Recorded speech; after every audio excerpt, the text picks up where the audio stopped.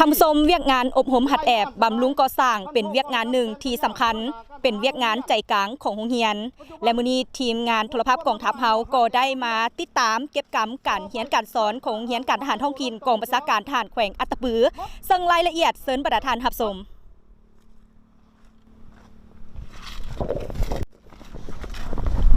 ไปดีเป็นสายไปดีตามระเบียบพักอิงตามแผนการเปิดเรียนบำรุงการทหารขั้นพื้นฐานโรงเรียนการทหารท้องถิ่นทหารแขวงอัตตปือได้เป็นเสนาธิการให้แก่กองบัญชาการทหารแขวงอัตตปือจัดตั้งการอบรมหัดแอบให้นักเรียนบำรุงการทหารขั้นพื้นฐานระบบ6เดือนสุดที่6ประจำศุกร์เรียน2024หา2025และได้มีผลสำเร็จตามแผนการที่วางไว้ซึ่งมีจำนวนนักเรียน27สหายที่ได้คัดเลือกมาจากบรรดากลุ่มกองที่ขึ้นกับกองบัญชาการทหารแขวงกำหนดเวลา180วันเนื้อในอบรมรวมมี3ภาคการเมืองพลาธิการกองทัพภาคการทหารและภาคความรู้พื้นฐานการทหารและในการสิทธิสอนในแต่ละวันนี้เขาได้มีแผนการจัดตั้งปฏิบัติคือเมื่อไหร่เด้เจ้า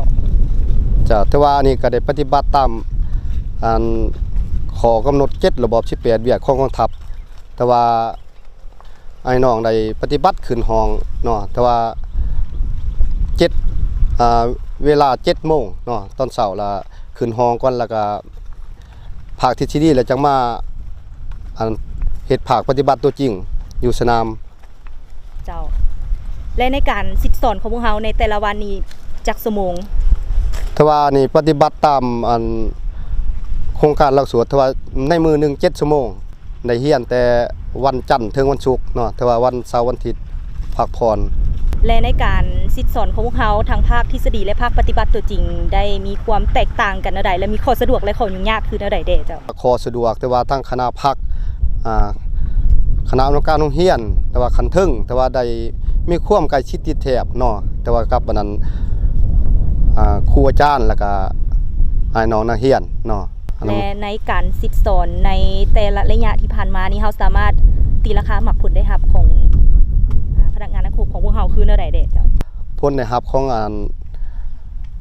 การศึกษาหามเรียนของน้องนักเรียนแต่ว่าประมาณอยู่มอง 80% เนาะพอผลนะครับเจ้าในการมาหามเรียนบำรุงสุดที่6ครั้งนี้เนาะเป็นระยะเวลา6 เดือนเนาะก็กำไรทั้งภาคทฤษฎีและก็ภาคตัวจริงหลายอย่างเป็นต้นก็แม่นวิชาหลักๆก็คือศิลปประยุกต์ยุทธวิธีภาคทฤษฎีเฮาได้ขึ้นห้องเรียนเนาะแล้วก็ภาคตัวจริงเฮาได้มาปฏิบัติตัวจริงอยู่ภาคสนามมีการฮัดแอบซ้อมรบแล้วก็มีภาคปฏิบัติยิงลูกปืนแท้ได้เรียนจบจากเรียนนี้ไปแล้วเขาจะนำเอาเนื้อในจิตใจของกันมาทำเรียนยูเรียนนี้ไปจัดตั้งปฏิบัติคืออะไรอยู่ในกลุ่มกองของพวกเขาเจ้าก็ภายหลังที่ว่าเรียนจบเนาะเฮาก็ตั้งใจสินำเอาบทเรียนนี้ไปจัดตั้งพันขยายเนาะไปเผยแพร่ฮัดความเรียนอยู่ในกลุ่มกองให้เกิดดอกออกผลเนาะตามที่ได้เรียนตัวจริงเพื่อนำใส่ในชีวิตตัวจริงข้างหน้าเนาะเจ้าขอบใจ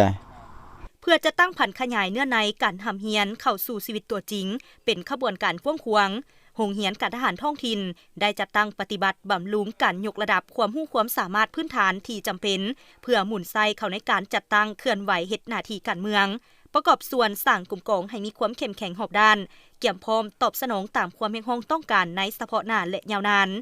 หู้หมุนไส้เวียกงานการทหารการเมืองพลาธิการและเทคนิคเข้าในกลุ่มกองของตนตามพละบทบาทสิทธิและหน้าที่ความรับผิดชอบให้มีประสิทธิภาพและประสิทธิผลสูง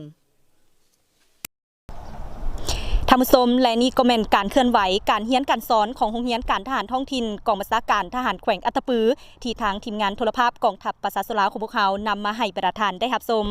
ซึ่งในสุปีที่ผ่านมาคณะพักคณะบัญชาโรงเรียนได้เป็นเจ้าการเอาใจใส่ซี่นำพาจัดตั้งปฏิบัติทุกโครงเขตเวียกงานที่เป็นอ้อมเฮ็ดให้การเรียนการสอนมีผลสำเร็จตามแผนการที่วางไว้ทีมงานโทรภาพกองทัพไทยภาพห้อยโทบุภาวันอินทวงศ์รายงาน